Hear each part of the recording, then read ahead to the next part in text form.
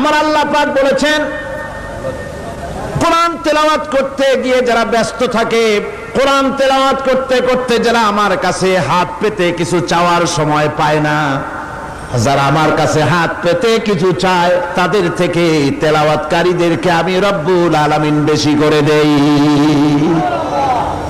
সুবহানাল্লাহ। কোরআন তেলাওয়াত করতে করতে যারা আল্লাহর কাছে হাত পেতে চাওয়ার সময় পায় না, আল্লাহ পাক বলেন যারা চায় তাদের থেকে তেলাওয়াতকারীকে আমি বেশি দেই। আমার বন্ধুগণ, শুধু তাই নয়, এই কোরআনে কারীম যারা তেলাওয়াত করবে, আমল করবে, কিয়ামতের দিন তার মা বাবার মাথার উপরে আল্লাহ রাব্বুল আলামিন, আবু দাউদ শরীফের হাদিসে এসেছে, তার মা বাপের মাথার উপরে নূরের টুপি পরিধান করানো হবে। এমন নূরের টুপি, এমন নূরের তাজ পরানো হবে, চন্দ্র সূর্যের আলোকে ম্লান করে দেবে।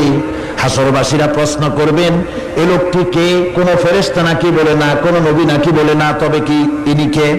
জবাব হবে, ইনি হচ্ছেন সেই ব্যক্তি যিনি তার সন্তানদেরকে কোরআন শিখিয়েছিলেন। কোরআন শিখানোর কারণে আল্লাহ রাব্বুল আলামিন আজ তার মা বাপের মাথার উপরে নূরের টুপি পরিধান করে হাসরের ভিতরে মর্যাদা দিলেন।